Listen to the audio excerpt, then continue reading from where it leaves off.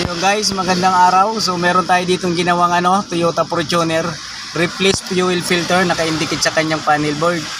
Pero bago natin to siya i-reset, so kailangan magpalit muna tayong fuel filter kasi pag di natin pinalitan, so hindi rin natin to marireset at mawawala.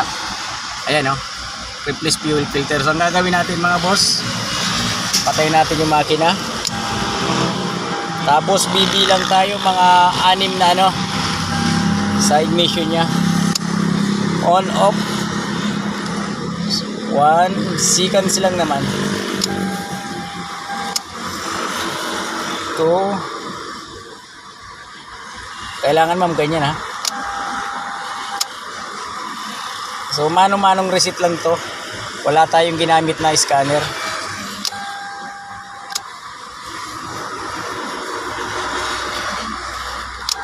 For 9 ma'am.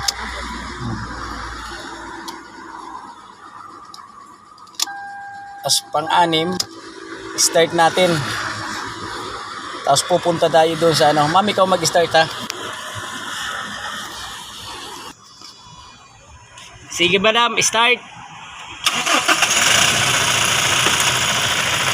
So yun guys, ito yung niya. Sensor niya. Nakatanggal tapos kakabit lang. So yung guys, nawala na siya. So papatayin namin uli para sure.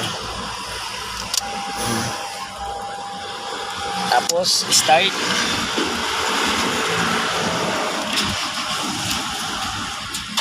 Ayun Fortuner.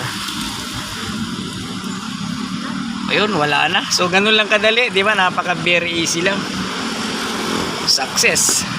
Thank you guys. Thank you for watching.